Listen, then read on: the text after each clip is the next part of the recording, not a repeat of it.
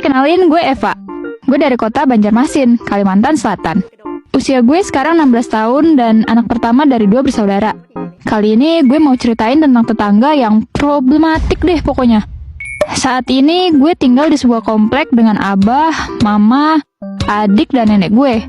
Awalnya hidup kita tuh damai, rukun, saling tolong-menolong, dan wah tentram aja deh pokoknya.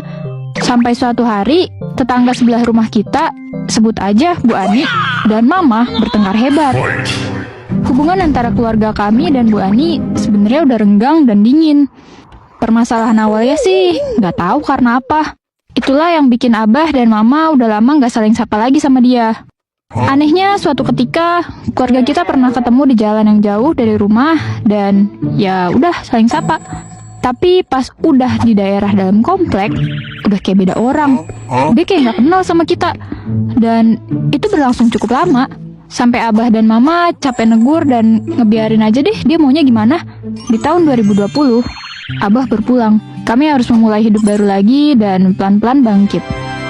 Keluarga kita memutuskan untuk merenovasi rumah dan ngecor halaman rumah. Supaya nggak berlarut dalam kenangan Abah yang melekat di rumah ini. Gak ada angin, gak ada hujan, tiba-tiba Bu Ani dan suaminya muncul sambil teriak-teriak bawa kayu dan bilang, stop, apa-apaan ini? Ngecor di halaman rumah saya. Tukang yang lagi ngecor halaman auto kaget dong. BTW, tukangnya tetangga sebelah rumah gue ya. Dengan kondisi ribut, semakin memanas lagi karena si suaminya Bu Ani bawa kayu. Keluarlah Bu Sarah, istrinya si tukang. Kaget suaminya mau dipukul, adu mulut lah nih si Bu Ani dan Bu Sarah. Mama dari dalam rumah ngedengar ribut-ribut kan di halaman rumah. Langsung keluar dong lihat apa yang terjadi. Anjay, sambil nyapu halaman. Pura-pura, ada apa nih? Tiba-tiba Mama kena semprot Bu Ani. Kamu tuh kalau ngecor lihat-lihat dulu. Kamu nggak lihat apa? Ini kawasan tanah rumah saya. Untungnya Mama gue nggak ngelawan dan diem aja. Karena kalau makin disautin makin parah keadaannya. Di situ Mama nangis. Karena habis melerai Bu Sarah dan Bu Ani yang sama-sama bawa kayu mau saling pukul. Gue yang di posisi itu syok banget. Karena sebelumnya nggak pernah ngeliat hal kayak gini. Apalagi Mama sampai nangis.